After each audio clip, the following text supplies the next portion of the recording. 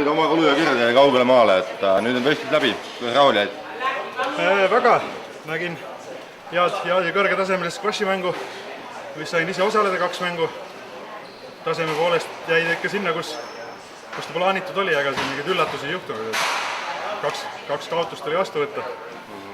Kui tihti sa Saaremaal trendid? No, sõber Meelisega me mängime ja Imre on, meid on kokku 4 tükki seal, 4 meest, et täna ja nädalas korra 2 ikka püüame mängida, aga siin ikka on vastas profisportlased ja midagi ei ole teha. On sul aimu ka, et kus kohas need maailma edetabelis võivad paikneda? Eile põgusalt vaadates PSA seda squashi rankingu asetus, siis 3 meest, kes osalevad siin, on maailma 200 sees.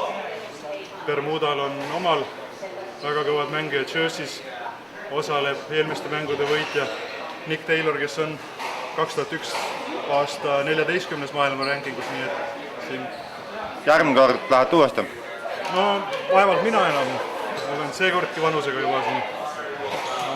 Püüame noori peale kasvatada, ega siin muud teha ei ole, et väljakuid juurde saada Kuressaarde. See oleks nagu üks tähelepanu juhtimise koht, et maavalitsus toetaks ka seda spordiala ja mis siin salata, see on 2020 plaanitud olümpiale viia see spordiala, nii et oleks ju tore, kui Saaremaalt kasvaks ka peale noori, kes seaks sihiks omal olümpiale pääsemise Eesti koondises.